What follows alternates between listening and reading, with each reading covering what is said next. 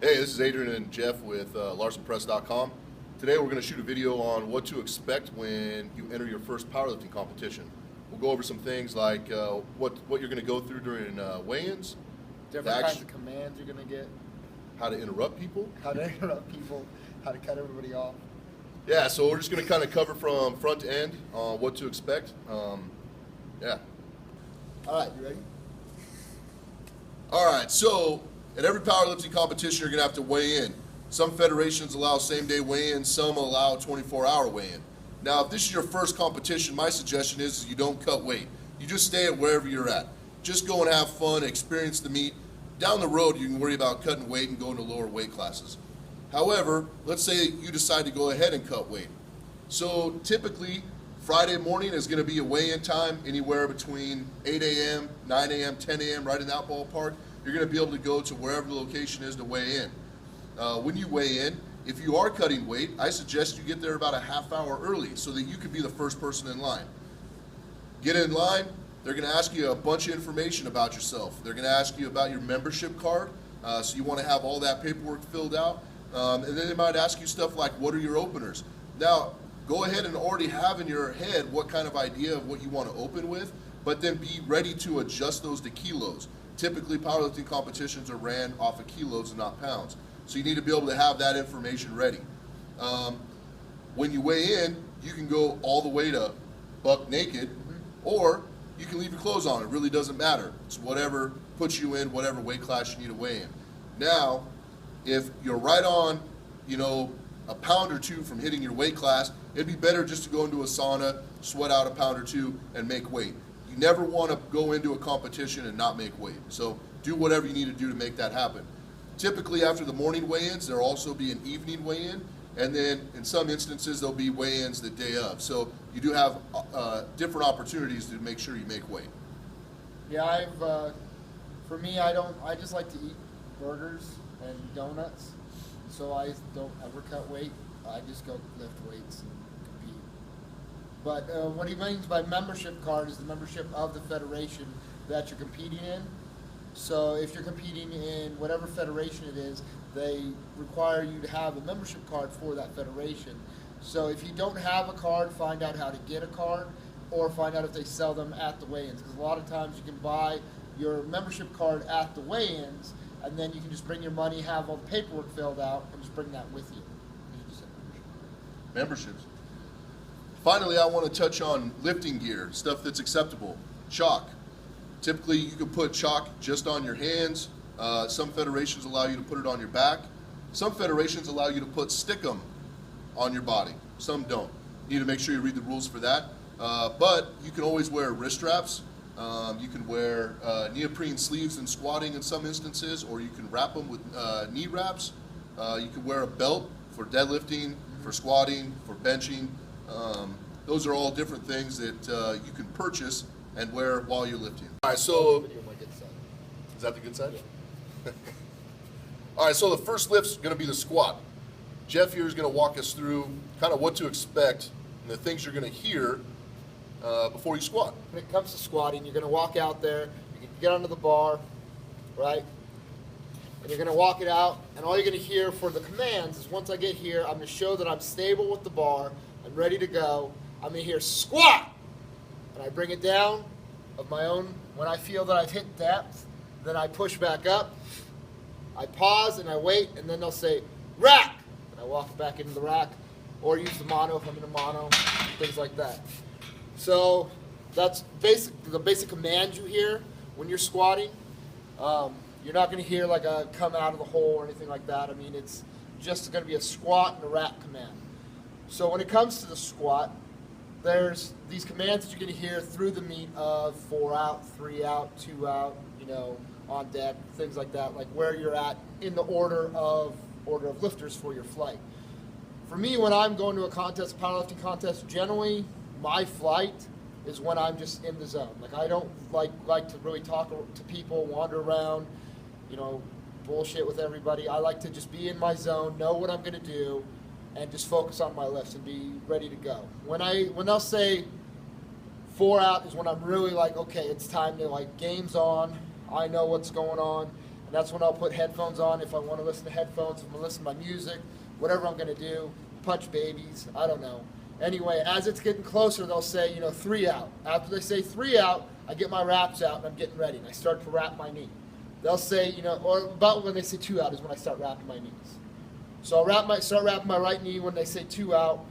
When they say, on deck is when I'm finishing up my second wrap. And then they'll say, you're up. And this is where it's that testy, like that challenge thing. And you got to kind of see how the spotters are working and how the meat's flowing. If they're loading that bar really slow, and you know that the guy before you is, let's say you're going to be squatting 700 pounds, and the guy before you is squatting 400, and the guy before you is 8 feet tall, and you're 4 feet tall. They're going to have to do a lot of adjusting to that bar before it's ready for you. So if you start wrapping your knees at 2 out, you're going to be screwed because you're going to have your knees wrapped and just sitting there waiting. But if you go to like a contest that's ran really well and they're just really right there, and the guy before you squatting 650 and you're opening at 700, they only have to add 50 pounds to the bar. The guy's like the same size as you. You know that it's just like, okay, it's just going to be flowing. Then you need to be starting to wrap that 2 out. So it comes down to watching how the meat's flowing and seeing how the meat's put together, how it's going, how on spot the spotters are, because if they're right there loading and everything else, you got to be ready to go out there as it comes up. Because once they say bar's loaded, you've got 60 seconds to get out there and touch that bar. You got 60 seconds to be out there ready to go. So if they're like, hey, you're on deck, and you're like, okay, I'm going to start wrapping my knees, and you get done with the right knee, and you start wrapping the left knee, and they're like, hey, you're up, and it's like, oh shit, I'm still in the middle of wrapping, and it takes you a little bit longer than that minute. Oh well, failed your attempt. No show. You didn't lift. Bad lift. So it comes down to, I always try to do a good rule of thumb is, when I'm 2 out is when I'm going to start wrapping, but it does depend on the meet, because I've done meets where I wrap 2 out and then I'm sitting there waiting for them to adjust the bar for me. So you got to kind of just pay a little bit of attention to how it's going, how the flow of the meet is, and understand where you need to go out. What would you say would be a good time to start warming up? So as an example, let's say you're in the second flight. So by that, I mean flight is going to consist of X amount of lifters that are going to compete in a row. And then when that flight is over, they'll move to the next flight. And so let's say you're in the second flight of lifters, maybe mid-pack or so. Mm-hmm. When would be an appropriate time to start warming up? So I would start, and again, it's going to depend on how heavy I'm going. Because if I'm going to be going up to over 800 pounds, I need to be warming up and have a little bit longer to get up to that heavy weight. It's not like I'm going to do, okay, I unracked it, squatted once, I hit 500, okay, put on 700, okay, I'm warmed up. You're going to take a little bit of time because the squat's always going to be that first event in a powerlifting contest. So it takes a little bit of time, takes a little bit of focus. You got to kind of like wait, pace yourself. So when it comes to warming up, if I'm in the second flight and there's a first flight and I'm about mid-flight, I'll start warming up right around as they're finishing their second attempts is when I'm going to start really being like turning it on. If I'm going to a heavy weight and there's a lot of lifters and I know I'm going to have to be messing around with a lot of people, then about midway through the second flight is when I'm going to go out and go like start hitting it. Midway through the second attempts of the first flight is when I'm going to really be hitting the weights and warming up. If there's not a lot of people and I know that I'm going to have my space and be able to warm up, then it's that third attempt of that first flight is when I'm really going to be in there hitting my weights. So I finish my last warm up as the first people of my flight are going, of that second flight. And so then as it comes to me, it's like just get it. Like I can just walk out there and hit it. Yeah. One of the things to kind of keep in mind also is you need to check like kind of the caliber of lifters that are lifting in a flight. As an example, maybe in the first flight you have a handful of lifters that are going to go for a national or world record. They may get a fourth attempt.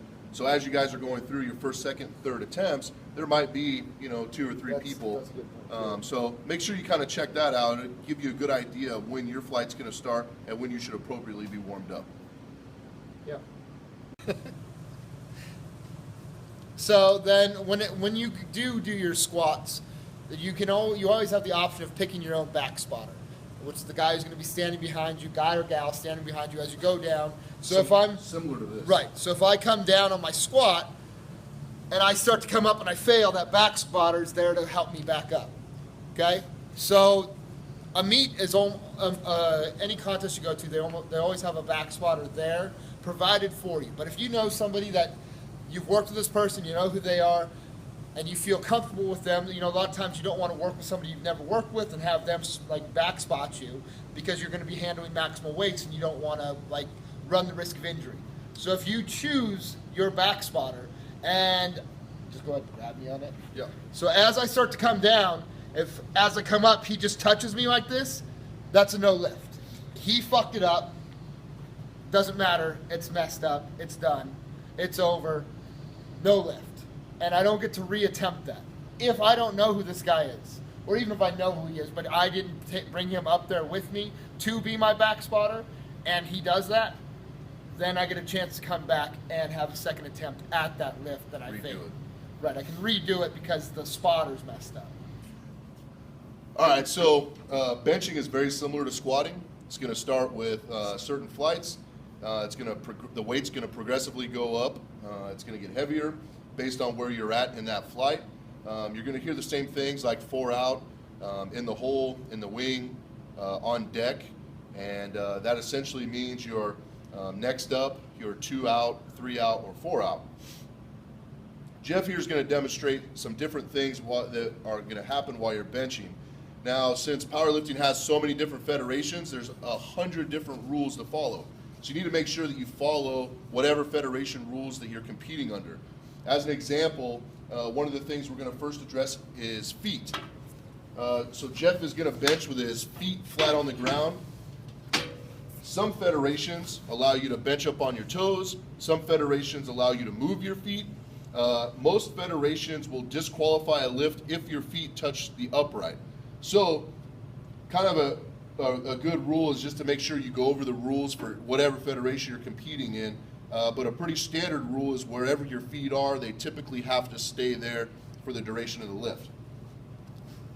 You're going to have the handoff person lift the bar up for you, hand it out to you, and then they're going to step away so the head judge can watch. Some federations are going to have a start command. So you're going to hear a judge go, start. Once the bar gets to his chest and it's at a complete dead stop, the head judge will say press and then rack. Every federation they allow your hands to be out 81 centimeters. That's the furthest that your hands can be apart. That's typically the last ring on a bench bar. Other federations will allow, some federations will allow your head to come off the bench, some won't. I really prefer lifting my head up on the bench, so lifting in federations that don't allow that makes it very tough. You can also bring in your own side spotters for benching to do like a 3-man liftoff.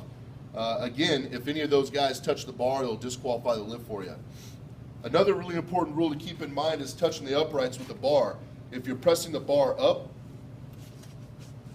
and you hit the uprights and start to drag up it, even if you finish off the lift, they'll disqualify the lift. Some federations allow the bar to hit the uprights as long as you don't gain an advantage from it. So if you hit the upright, it comes out a little bit, and then you finish the lift. Some will allow that to be a good lift. Another super common rule in all federations is if you're bringing the bar down, you start to go up and double dip. As you can see there, it's where you slowly bring the bar down just a little bit and then recover and press out the lift. That's also be a reason to be disqualified. So here's the last movement in a powerlifting competition is the deadlift. Again, I skip leg day, so I'm going to leave it up to Jeff to explain it to you. But we're in the final part of the day. We got a deadlift. What can we expect for deadlifting? When it comes time to deadlift, they'll have the bar set up. They'll say bars loaded. You come out to the platform, do your screams, your run around, punch yourself in the dick, whatever, get all psyched up, ready to go, like, yeah, woo! And you come out here, and you get set up. Once you get set up, the only command you're going to get is down. You don't get a lift command, you don't get a start command, you don't get nothing, you get down. So you can come out here sprinting out here, you can come out here like, pimp walking if you want, whatever. You get set up on your bar, you're going to come down, you're going to look at that judge, just come up, down. And that's it. You can't just let go of the bar, you can't just do this. if I set up on this bar and I come up, I need to wait for that judge. I have to show that my hips are locked out, my shoulders are pulled back, and I'm in this solid lockout position. I don't want to be here, my knees bent because that's not locked out. It's here, my legs locked out. I'm in that nice solid lockout position right here, showing control of the bar that I'm locked out. Then the judge will say down. If from this position I do this, or at any point that I'm descending, I let go of it, that's a no lift. You have to, once I'm in this top position and he says down, I have to bring it back down. I don't have to do it with control, I don't have to go slow. I can just come down. But I have to come down, hold with my hands holding the bar until it touches the ground. Then I let go, flex, do my celebration, rip my shirt off, and piss on the audience. Piss on the audience? Some of the common things you need to make sure you're careful of to not get disqualified. One is you cannot rest the bar on your quads. So as you're coming up, you get to a spot right there and you rest it there, you'll be disqualified. And ramp it? Yeah. Like ramp it up your legs? If I ramp it here and then start to go up, that's going to be disqualified. On all of the lifts, the squat included, the bench, any of them, if you have that dip, that's a bad lift. So I'm fine to be struggling, my legs are shaking, my whole body's shaking, I'm like gonna pass out, I'm going like this, my face is all red, I look like a tomato, but at no point did the bar ever stop moving upwards. That's a fine lift. If I'm coming up, and if I come up with control, nice and fast, and I'm coming up like this, but then right here I went like that, now it's a no lift. If I'm coming up and I start to try to do this, bounce it off my body and walking up my body, hitching it up, no lift. It's got to be a slow, controlled movement all the way to the top. And then lower it down with your hand still on it. Part of being the controlled aspect of it also is once you get to the lockout, you want to, your feet cannot move. So at any time you grab that bar and you start to pull, you can't take a step back or a step forward. Your feet have to stay in one spot. So those are things just to be careful of when you're deadlifting in a competition that potentially could get you disqualified from the meet. Now, keeping that in mind, if at any of these lifts you fail, if all 3 attempts you fail, you do what we call bombing out of a meet, which means you're not going to place and your numbers don't count. You have to at least have one good lift in each lift. So you get 3 attempts on each thing. So on your squat, your bench, and your deadlift, you have 3 attempts. Your first attempt, like as a good rule of thumb, the way I do it for me, my first attempt is something I can triple in the gym. Like I know I can hit it. I've hit it 3 times. Fuck, it's easy. I got this. My second attempt is going to be, generally for me, it just depends on how I feel that day. But for my second attempt, I'm going to go with what my gym PR is. And then my third attempt will be a new PR. Even if it's just a 2.5 pounds more, I don't care. It's more weight. You cannot decrease weight. You can't be like, okay, I'm going to come out and open with a 95-pound deadlift, and then fail the 95-pound deadlift, get pissed off, and be like, okay, I think I started too heavy. I'm going to start with 75.